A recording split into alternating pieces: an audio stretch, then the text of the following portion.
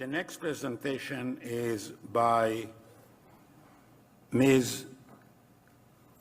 Guecha, I don't know if I'm pronouncing it properly, as outlined in CMD 18H 6.71. And H 6.71A. Good evening, respected members of the Canadian Nuclear Safety Commission and authorities.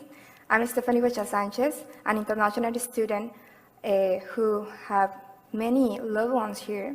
Someone who took the decision to come to Canada rather than other countries because of the safety that just Canada can provide nowadays. This was my perception of Canada until I knew the existence of a nuclear plant with the potential capacity to end the life of not 100 or 1,000, but millions of people. And worse, that most of the people don't know how to react if something happens. Today, I'm here to give you my reasons why you should not renew the license of the Pickering nuclear plant. So in my presentation, I'm going to show you 3 main points. The first one, why the lack of information is a serious problem. Second one, why the risk and costs are too elevated.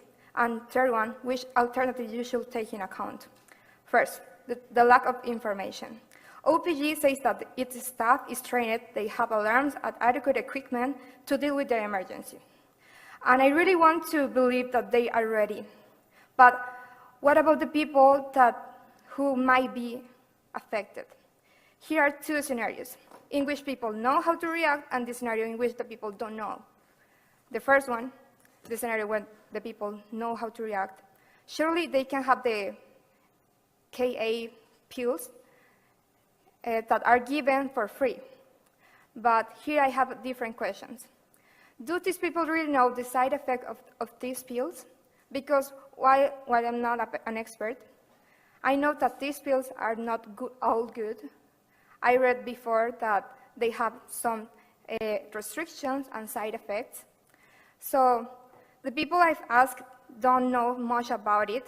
They know that if an alarm sounds, they should take the pills and the effect lasts 24 hours. But then what? It is worth mentioning that although people are informed and have the pills, when a nuclear accident occurs, there is not guarantee that they have the pills with them. And it's important that you know that ads are used to spread about the existence of these pills are not enough.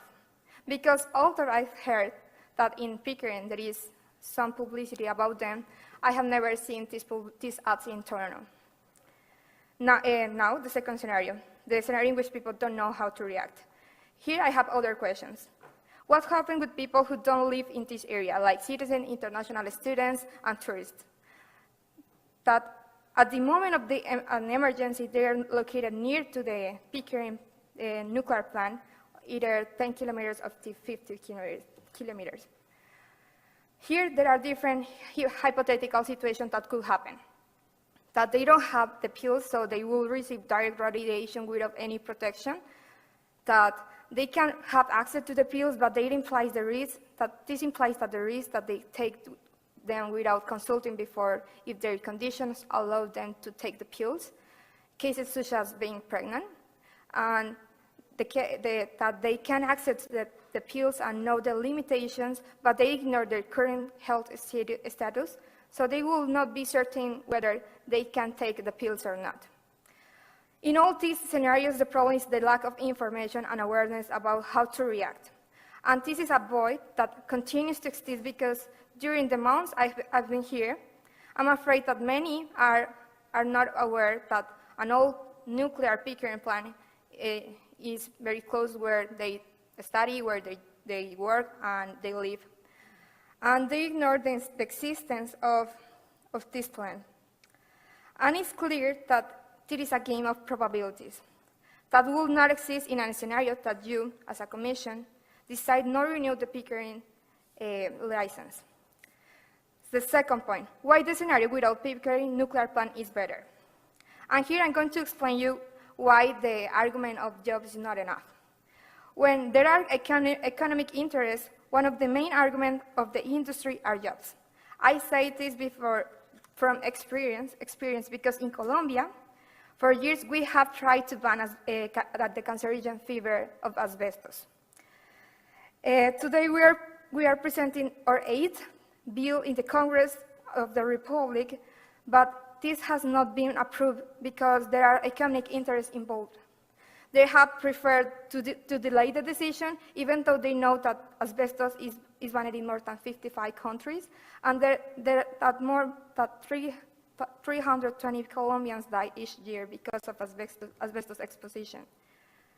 My message here for you is that a responsible government prioritizes the rights to live and health of its inhabitants over any economic interest.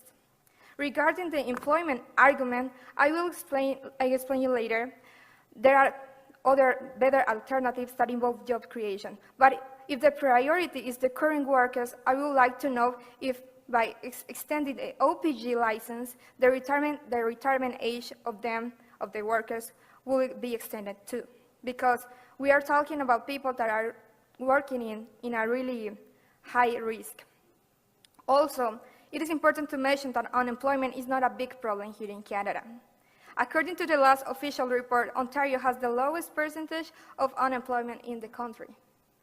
So, my third point, there are other alternatives.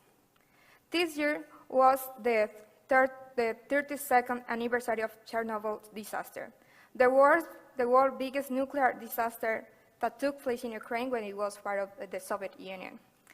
In my letter, I wrote about how Chernobyl nuclear plant shared several characteristics with the Pickering nuclear plant, such as the variable number of reactors and the age of the facilities.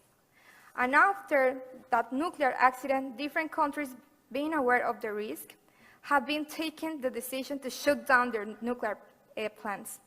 One of them was Germany. And they're still working in that because shutting down a nuclear plant requires time and attention. And the sooner this process happens, the better.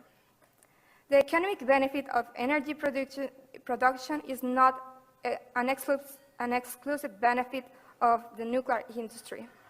There are other better ways to generate energy without the risk and possible cost in human lives that an old nuclear plant like Pickering represent. And the truth is that this nuclear plant is not an essential thing for Canada.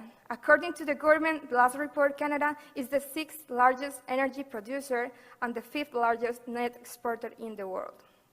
So the necessity of energy is not a reasonable argument to renew the license of OPG that OPG is asking for. There is a saying in my country that states, those who forget their own story are condemned to repeat it. And I don't think that it's necessary to wait until a tragedy happens to take measures. I truly believe that it is possible to learn from the mistakes of the past. And here, there is an alternative that I want to present to you. Because this year, in Chernobyl, they decided to start a solar farm where the accident of Chernobyl took place in 1986. I think that after shutting down Pickering, Canada could do the same, and not only generate solar energy, wind power too. As you know, Canada is already investing in clean energy technology. And this kind of green energy is a good alternative that besides being a more secure energy, it will represent a new resource of jobs, and this cannot be ignored. I would like to be able to develop more my arguments, but I don't have the time is short. So in summary, I have shown you three things. First, why the emergency management is inadequate. Second, why the cost of the risks are not reasonable. 3, why there are benefits migrating to other kind of sources of energy. So Canada has been an example for the world in many aspects for years. But if the license of these nuclear plants is renewed, the level of importance that its government gives to the security of its citizens will be questionable.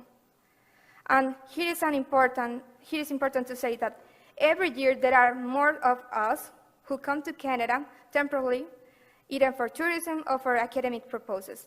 Last year, there were 494,525 international students, 20% more than in 2016.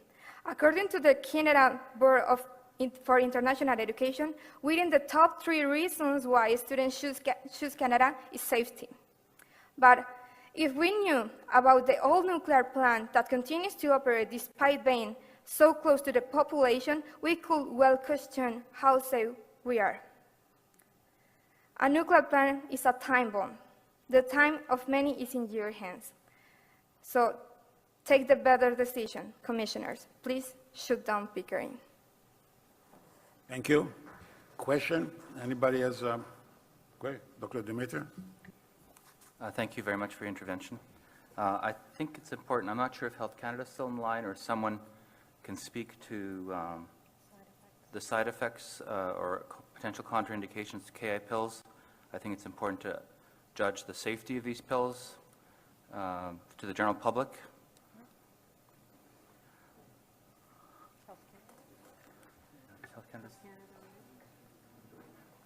Knowing that there's different recommendations by different countries that are subtly different, so I want to make sure I keep this in a Canadian context.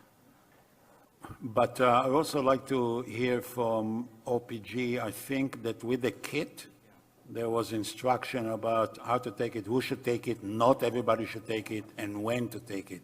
So I'd like confirmation, but I hear somebody here wants to talk about the side effect. Lydia Zablotska, for the record. I'm trained as a physician and also as an epidemiologist, and I worked in Chernobyl since 1995 and heard a lot and I did research in Chernobyl, so I know a lot about use of KI pills after Chernobyl. They were not distributed there in adequate amounts, so that didn't work. But in terms of their efficiency and side effects, we do have adequate data. And so the side effects are really small, and they're less than 0.1% attributed in the literature. The side effects are very minor: irritation of the stomach. None of the big or really important side effects have been noted in the literature. There have been very big campaigns done in other European countries where they were distributed to more than 1 million people in Poland, for example, after Chernobyl, and there were no really big side effects noted. And there's a massive distribution in Japan. Yes. Okay, so OPG? Robin Manley, for the record. So obviously, Dr. Zablotska knows lots more about that than I do. I would simply say that on the Prepare to Be Safe website, there is a Q&A that talks about the side effects, and obviously we would agree. So did you go on the website to see if there are instructions on this? Yeah, I checked the side effects, but my point here is that the people don't know about the side effects. It's a problem of the lack of information that the people have. Okay, thank you. Ms. Penny? Thanks for your intervention. And yeah, love interventions with pictures. So, a question for you about, you said that you haven't seen any of the advertisements, you haven't heard and gotten any information. How should OPG and the Ontario government reach out to people your age? How? Yes. There are many ways. I think that nowadays what works more is with advertisement in social media.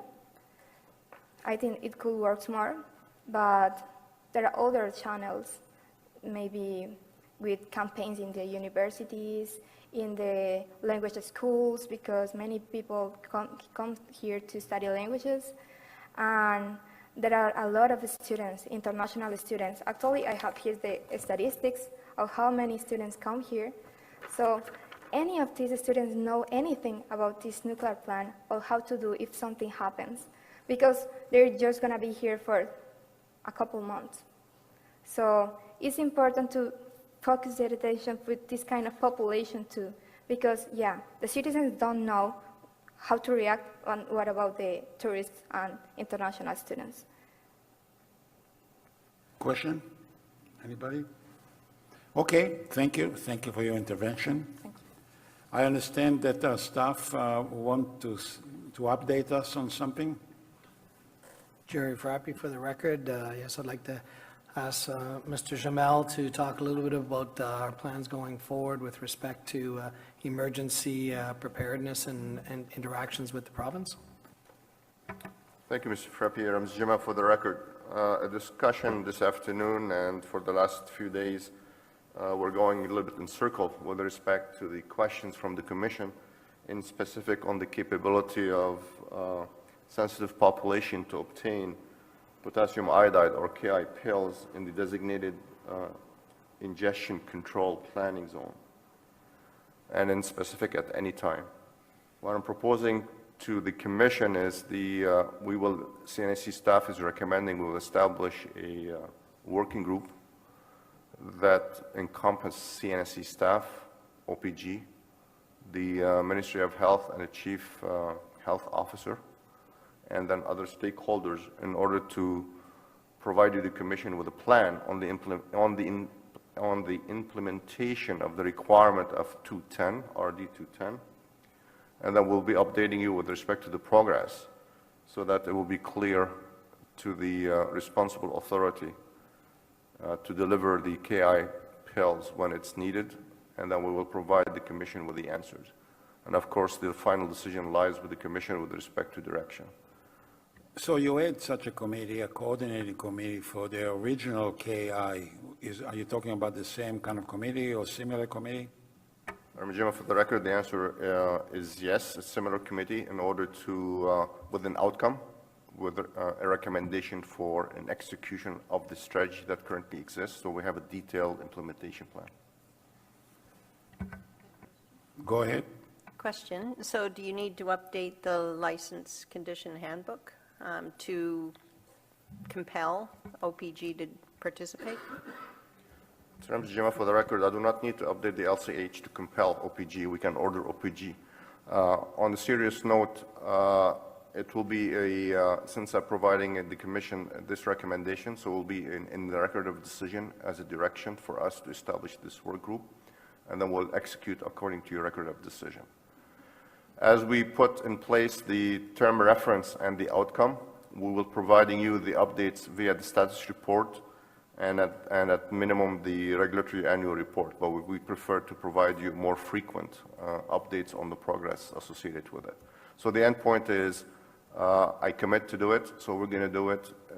Does not need to be in LCH, but we can put it in LCH based on the recommendations coming from the Commission. OPG, you want to make a comment? Randy Lockwood for the record. No need to order. Be pleased. And in fact, I firmly believe, as I stated earlier today, that in the unlikely event we had to implement such a plan, we could. Otherwise, we would not be sitting here. But what has come very clear, because I do agree with the earlier comments that we have talked many times in circles, and if we've talked in circles, that means it's not clear. And from day one, I've committed that we'll do the right thing, and nuclear safety will be top priority no matter what. So that, not a case of ordering, we will lead it. Okay, thank you. Ms. Velshi? So this is really good news, so I commend you for making this happen, Mr. Jamal. You didn't mention the Office of the Fire Marshal and Emergency Management and the working group. Are they a member of this? Jima, for the record, it's my mistake. Even though I wrote them down, I did not list them. But as part of the term of reference, we will list who the members will be, and then we'll be updating the Commission based on the progress we're going to make. So that's the problem by naming some and not all the others, but definitely the major stakeholders for the implementation will be engaged. I'm sure there are going to be other players like Air Canada, maybe even transportation, because you talk about logistics, it's going to be complicated. And some of the municipalities, the Durham, etc. Let's start with baby steps first, and then we'll scope creep afterwards. I'm waiting for the first report. Thank you. Okay. I just wanted us to say I truly look forward to the report and the information.